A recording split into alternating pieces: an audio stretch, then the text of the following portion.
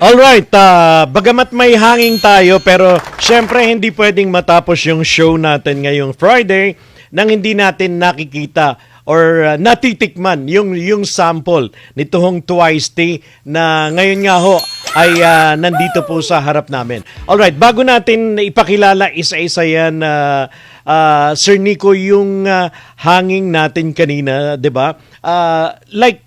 If you're planning to venture in this kind of business, malaki ba yung initial na capital na kakailanganin mo para makapag-start ka? Like on your case, malaking capital ba ang kinailangan mo to start this business? Sir Tony, when I started po the business, maliit lang po yung aming kapital. Nagsimula kami sa around 10,000 pesos. Okay. At the same time, syempre, nag-i-infuse ka na rin na nag-i-infuse dahil nga nagdadagdag kami for research and development ng product. And then, nung nag-start na kami ng cafe, yun lang po, medyo malaki lang kasi nagpa-renovate po kami ng maliit na store kasi what we wanted is to provide yung mga customers sa area po namin, sa community namin, ng twice the experience ng talagang regular milk tea shops na meron sa amin. And what we want is in every cup, we want to provide twice the goodness sa every cup. Kaya naman po, what we want is kasama mo yung family mo, kasama mo yung relatives mo, your friends. Kaya what we wanted is to provide twice the fun in every cup. Ayan.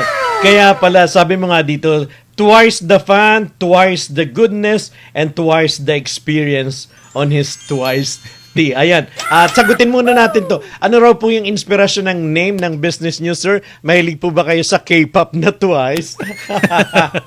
Actually, sir, when we started the business ng Twice Tea, hindi po ko familiar sa K-pop na Twice. Only yung mga customers namin nagre-request sa akin kasi may mga sound system kami na in place na nag-request ng, "Sir, can you play po itong mga song, mga ganyan?" Sabi na, sige, hanapin ko sa Spotify. Tapos, nagtatanong sila, "Sir, ito po ba ay pag may-ari ng Twice?" Because of Twice, ayun, kumbaga somehow nakatulong din yun. Okay, so naitanong ko kasi before we promote the tea, yung capital, kasi nga, marami na ayaw nilang magsimula na baka feeling nila malaking capital kaagad. Of course, along the way, talagang mangangailangan ka ng malaking capital. But at first, sabi mo nga, ganun lang halaga yung pinagsimulan mo. Pero syempre, gusto mong i-improve at may mga kailangan ka pang idagdag. So, madaragdagan din yung iyong capital. So, ganun lang ho yung pagninegosyo. Now, Sir Nico, what's this? Etong hawak ko, eto ho, what's this? Ano ba ang composition nito? Sir, yan po ay yung aming part po ng cheese foam series wherein sarili po naming recipe yung cheese foam that we put on top and then ang pinaka-topping po niya is torch muscovado. Oh. So, ang tawag po namin sa kanya is Venice. Venice po pala yan.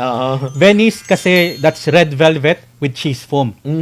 So, mapapansin po natin, lahat po ng aming mga drinks are based under the tourist destinations abroad. Wow. And Venice, Venice.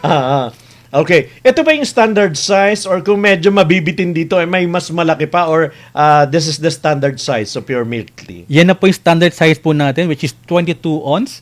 And hard cup po siya kasi what we want is to lessen yung aming carbon footprint.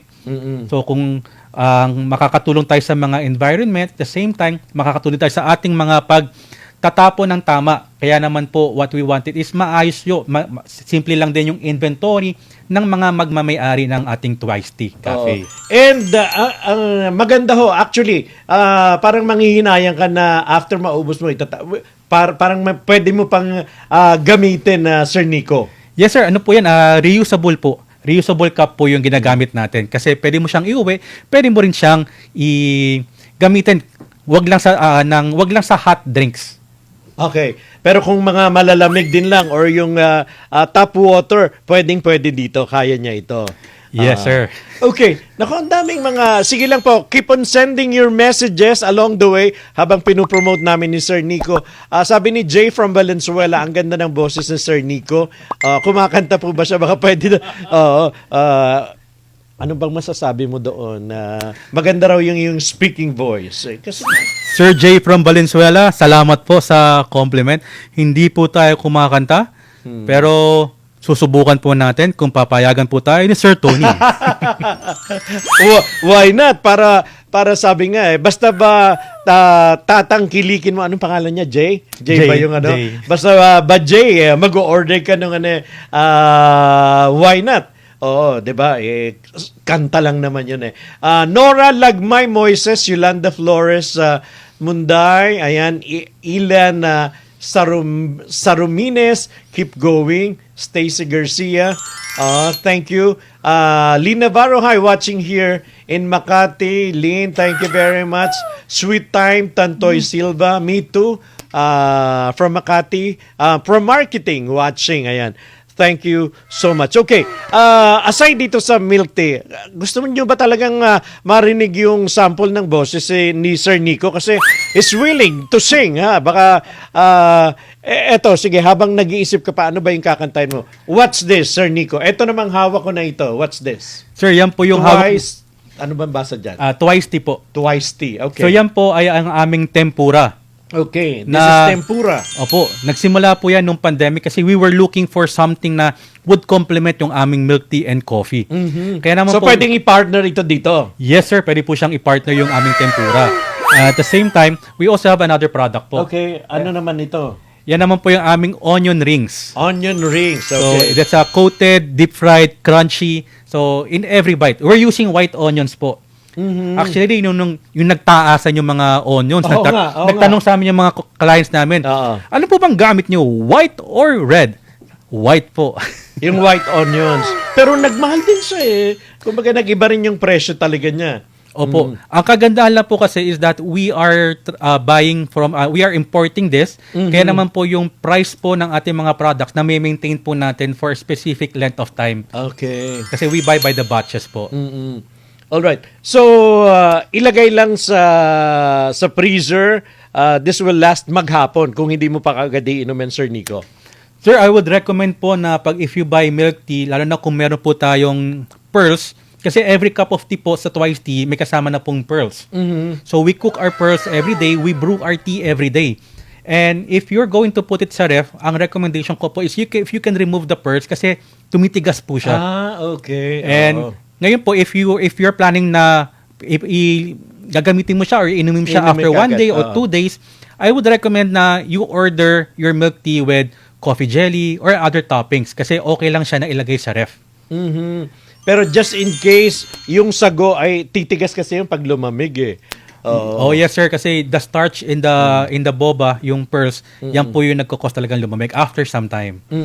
Okay, uso rin ngayon, Sir Nico, na para bang may certain level yung sugar. Parang binibigyan nila ng pribilehyo yung customer na wag ho masyadong matamis or matamis naman yung gusto. Kasi pag bumibili ako ng taho, yun yung sinasabi ko. Pag bili ko, kailangan yung makaka-diabetes. Ibig sabihin nun, matamis yung gusto kong timpla ng taho.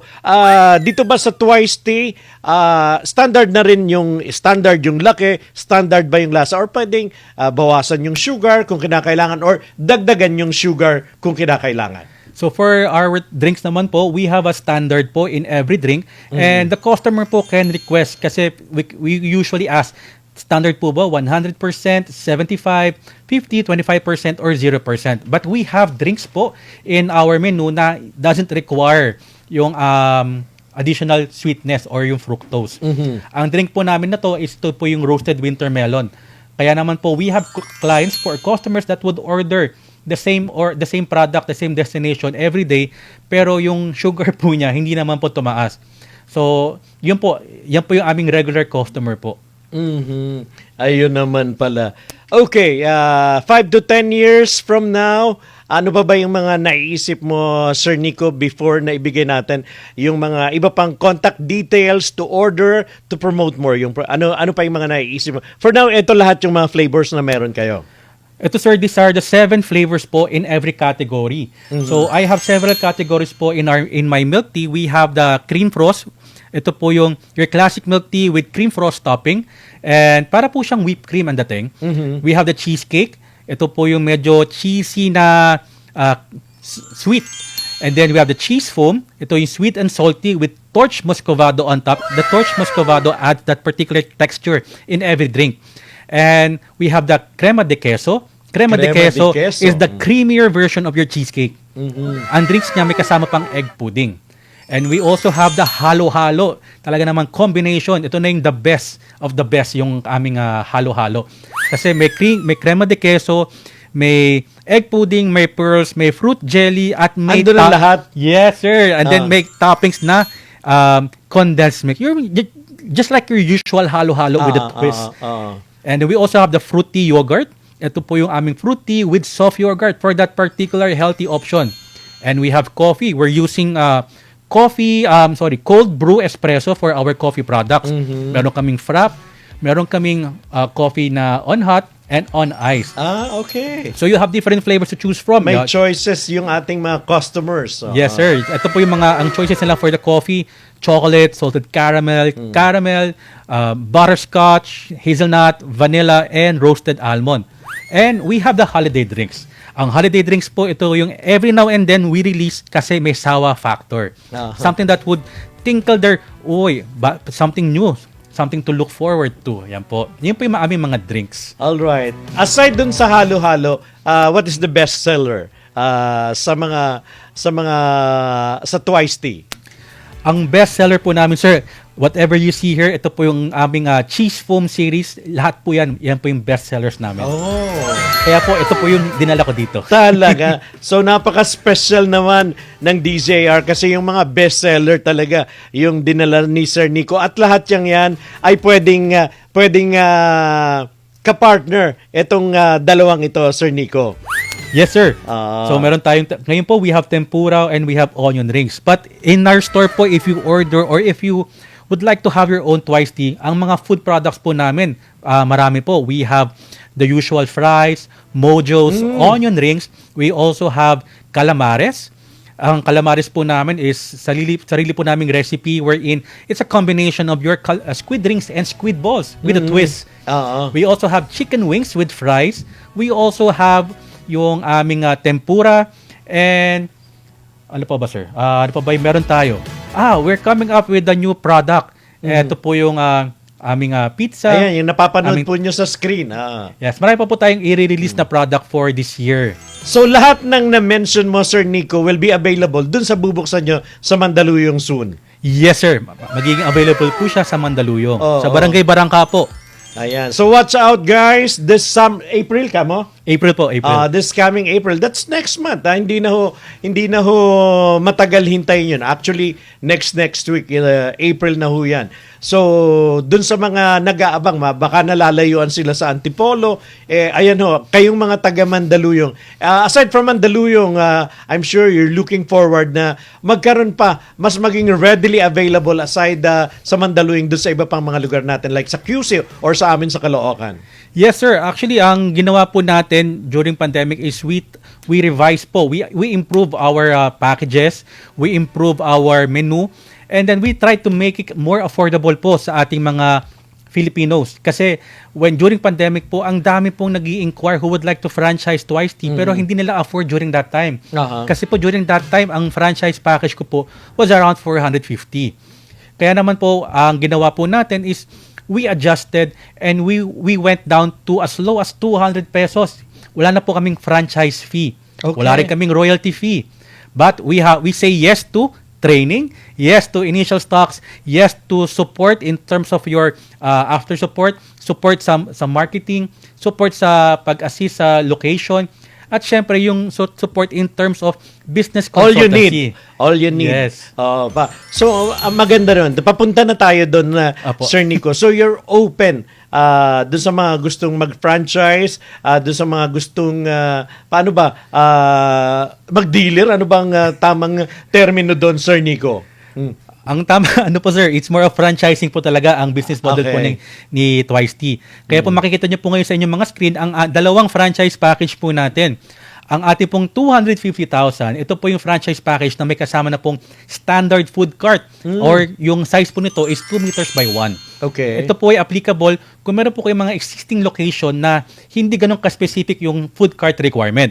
Ngayon naman po, kung may gulong yan? may gulong po. Okay. Ngayon naman po kung ang target niyo pong location ay yung mga hypermarket, nasa mall ka, Naka-steady. naka-steady ka, or may specific food cart requirements po kasi sila, ibig sabihin, the materials that we're going to use, yan po ang mabibigay po namin sa inyo is the 200,000 pesos na Okay. franchise package.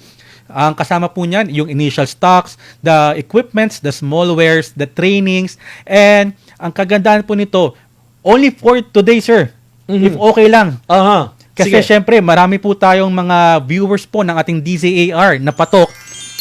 Para po sa inyo mga viewers po ng DZAR patok, I'll be giving additional 25,000 discount if Oh. you franchise. At nakita nyo po ang ito pong show na to, then let us know po, message us, and then sabihin nyo lang po na Napanood sa patok. napanood sa patok. Ah. And then alam ko na po yon kasi alam po namin na viewers po kayo ng patok. Ayun, so meron kang special discount for them. So, guys, what are you waiting for? Ito ho, napakaganda. Kaya naman siya ng isang tao lang, di ba, Sir Nico? Kayang i-manage. Yung halimbawa, yung isang cart na ganon.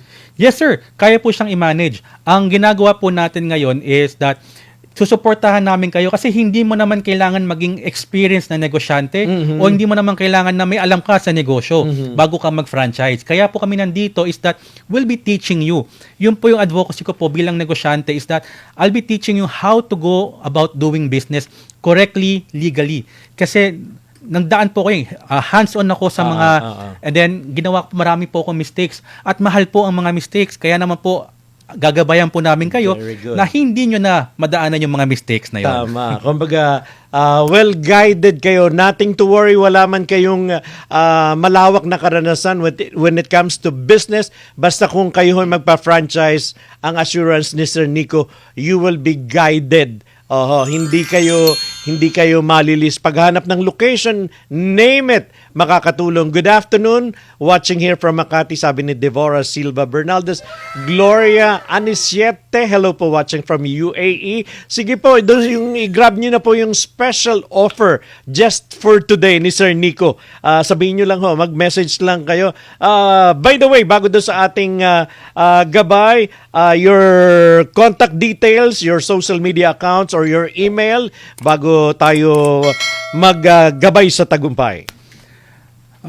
For those who are interested po to learn more about the business, nagbibigay po kami ng libre pong franchise presentation. 20 minutes lang po ito. Online via Zoom or via Google Meet.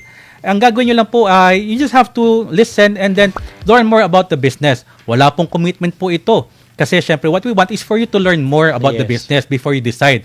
And if you're interested po, ang contact details po natin ay unang-una po sa email ad po natin, franchise.twisty.com, franchise.twisty.com, at ang ating pong social media pages are yung sa Facebook po and sa Instagram, isa lang po siya, Twisty Cafe PH. Twisty Cafe PH. Opo. And if you want po, you can also message us directly and look for me po. Nico po. Yan. Ako po mismo yung makikipag-coordinate. Your number 0919 nawala. 085 pasensya na, may malabo ang mata ng lolo. Opo. 1534. Opo. Ayan. Yung franchise twisty at gmail.com. Ayan. Anyway, nabanggit na yan. Sa atin pong gabay sa tagumpay, bahagi pa rin po ng ating programa. Hindi tayo pwedeng magtapos nang wala ang ating gabay sa tagumpay. And for today, Proverbs 27:17, as iron sharpens iron, so one person sharpens another. Ayan. Thank you very much po sa inyo. And Sir Nico, dun sa mga aspiring, maybe hindi ganito yung kanilang gustong subukan na business, pero nagpaplano sila. Ano ba yung pwede mong maipayo sa kanila na magiging gabay nila sa kanilang pagsisimula ng negosyo? Sa lahat po ng gustong maging negosyante o mag-business, ang una po talagang aalamin po natin ay ano po yung gusto nating maging negosyo. Hindi lang po kung ano yung patok, hindi lang po kung ano yung isang tingin mo kikita ka, saan yung gusto mo, but more on ano ba talaga yung gusto mong gawing negosyo that yun doon ka passionate.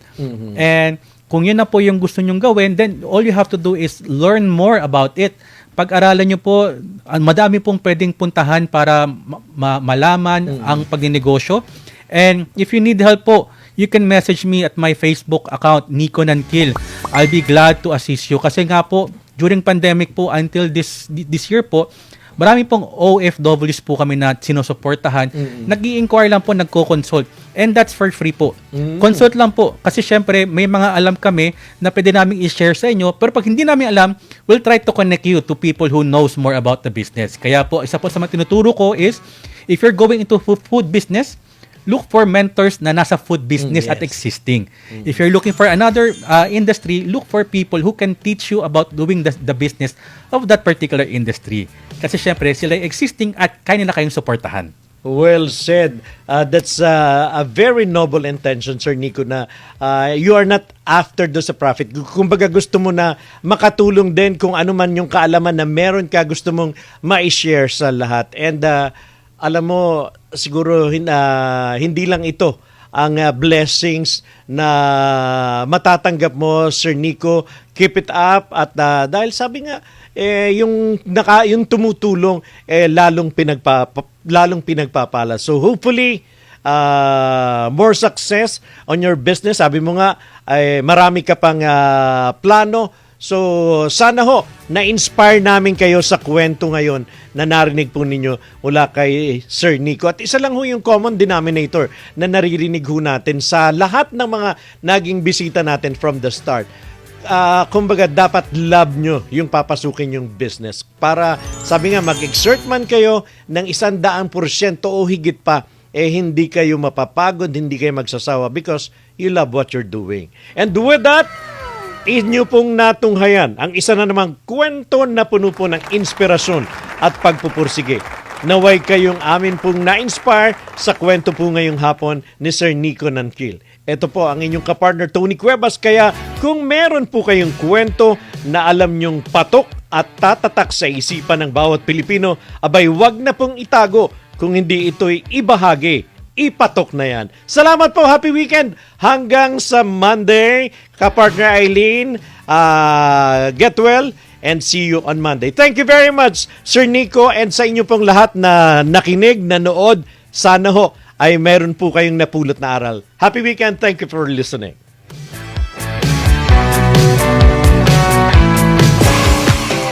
Sumainyo ang programang Patok. Naway marami kayong nalaman at natutunan sa mga latest trends at fashion. Muling makinig sa mga araw ng Lunes hanggang Biyernes, 1:00 hanggang 2:00 ng hapon. Dito lamang sa DZAR 1026 Sunshine Radio.